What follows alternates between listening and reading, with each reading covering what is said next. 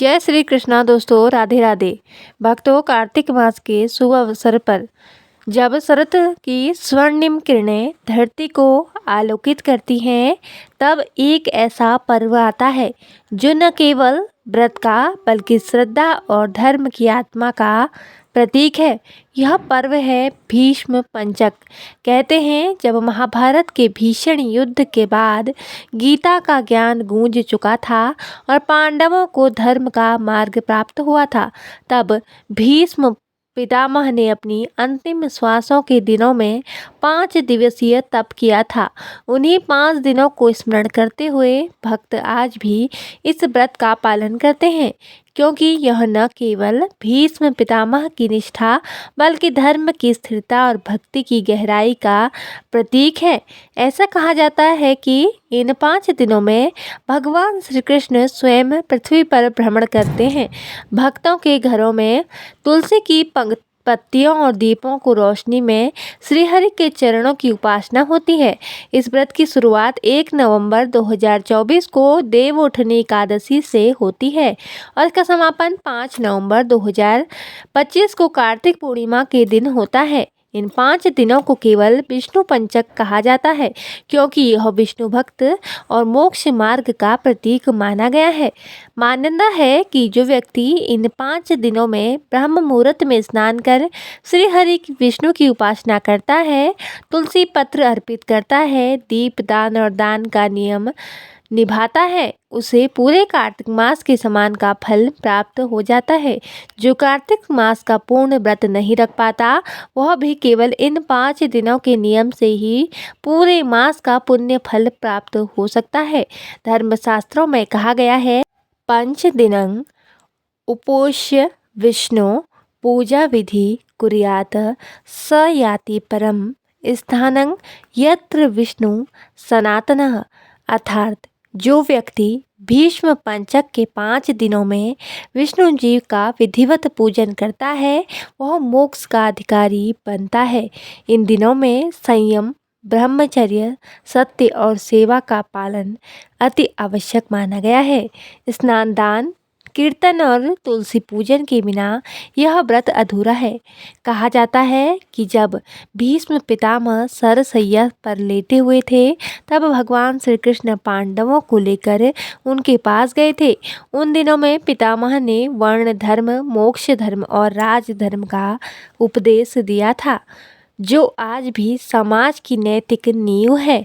उन 5 दिनों में जब भीष्म ने अपनी अंतिम सांसों के बीच धर्म का ज्ञान दिया था, तब श्री कृष्ण ने कहा, हे पितामह, अब से यह 5 दिन संसार के लिए पुण्यमय होंगे।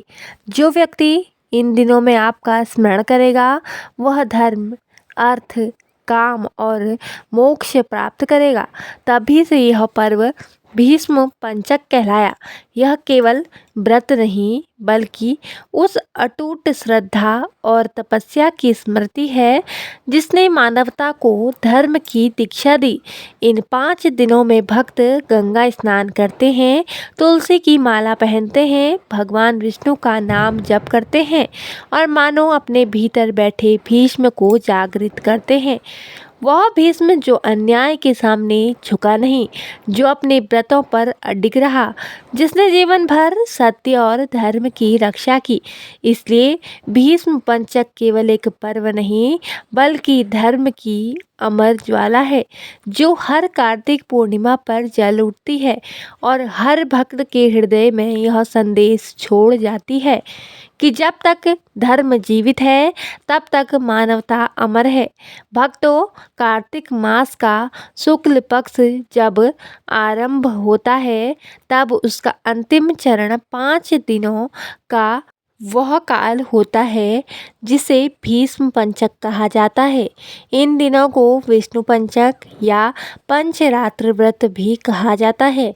मान्यता है कि इन 5 दिनों में भगवान विष्णु स्वयं अपने भक्तों को मोक्ष का वरदान देते हैं।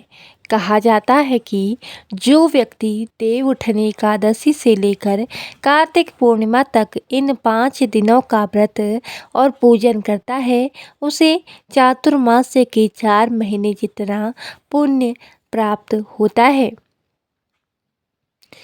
धर्म और कर्तव्य की गति स्थापित होती है।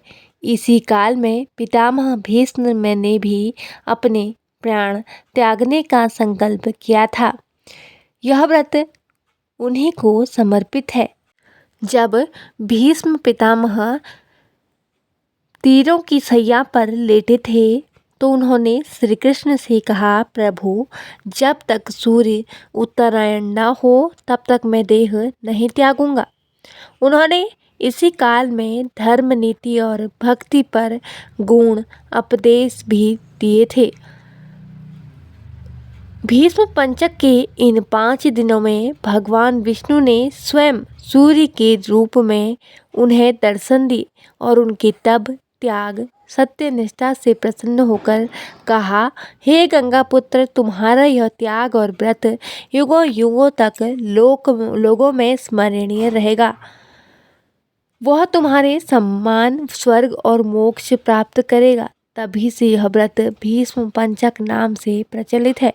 एक समय में राजा परीक्षित ने महात्मा व्यास से पूछा, हे महर्षि, यह कार्तिक मास के पवित्र 5 दिन जो भीष्म पंचक कहलाते हैं उनके पीछे क्या कारण है और जो इस व्रत का पालन करता है उसे क्या क्या लाभ होते हैं।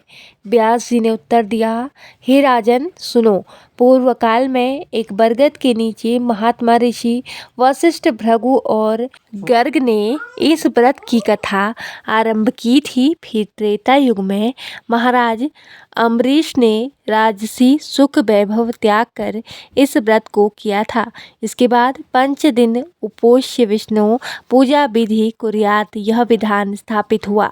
एक अन्य कथा के अनुसार एक बार कानपुर के समीप एक निर्धन ब्राह्मण सोमेश्वर ने कार्तिक मास में गंगा स्नान करते समय एक वृद्ध साधु को देखा।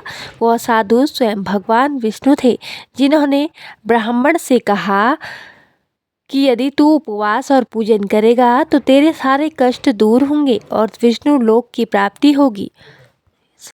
ब्राह्मण ने पूरे श्रद्धा भाव से व्रत किया, दीपदान किया, तुलसी और शालिग्राम की पूजा की और अंत में विष्णु लोक चला गया। यह कथा सुनने और पालन करने से पापों का नाश होता है और पुण्य फल की प्राप्ति होती है। कहते हैं जो भक्त भीष्म पंचक में स्नान, दान, जप, उपवास, दीपदान और तुलसी पूजन करता है उसके जीवन के सभी दोष समाप्त हो जाते हैं। यह व्रत व्यक्ति को भीष्म पितामह के समान धर्मनिष्ठ, साहसी और सत्य प्रिय बनाता है। इसलिए भक्तजन इन 5 दिनों को अत्यंत श्रद्धा, भक्ति और नियम से मानते हैं। जो कोई इन दिनों में एक भी बार भगवान विष्णु का नाम लेता है, तुलसी का दीप जलाता है या गंगा जल का अर्घ्य देता है, वह समस्त पापों से मुक्त होकर बैकुंठ धाम की प्राप्ति करता है। कहते हैं भीष्म पंचक यह पठेत भक्ति भावेन सदा सह गच्छेत विष्णुलोकं च पुनर्जन्म लभते क्वचितः। महाभारत के उस रक्त रंजित युग में जब धर्म और अधर्म का संघर्ष अपने चरम पर था, तब कुरुक्षेत्र की धरती पर न केवल योद्धाओं का रक्त बहा बल्कि आदर्शों की अग्नि भी प्रज्वलित हुई। उसी युद्ध के अंत में जब भीष्म पितामह धर्मराज भीष्म अपने बाणों की सैया पर लेटे थे, तब उनके मुख से निकले शब्द आज भी गूंजते हैं। वह क्षण था जब मृत्यु को स्थगित कर उन्होंने ज्ञान का प्रकाश फैलाया। भगवान श्री कृष्ण स्वयं पांडवों को लेकर उनके समीप आए। पितामह के मुख पर एक अद्भुत तेज था। वह शरीर से घायल थे पर आत्मा अडिग थी। श्री कृष्ण ने कहा, पितामह, आपसे बढ़कर धर्म का ज्ञाता इस संसार में कोई नहीं। युद्ध समाप्त हो चुका है, पांडव विजयी हैं, पर अब उन्हें धर्म, नीति और मोक्ष का ज्ञान दीजिए। तब भीष्म ने 5 दिनों तक अपने वचनों से जीवन का सार समझाया था। तो दोस्तों यह थी भीष्म पंचक की छोटी सी कहानी। तो दोस्तों आपको यह कहानी कैसी लगी कमेंट करके ज़रूर बताएं, और आप हमारी इस कहानी को कहाँ कहाँ से सुन रहे हैं कृपया कमेंट करके ज़रूर बताएं। जय श्री कृष्णा, राधे राधे, जय माता दी।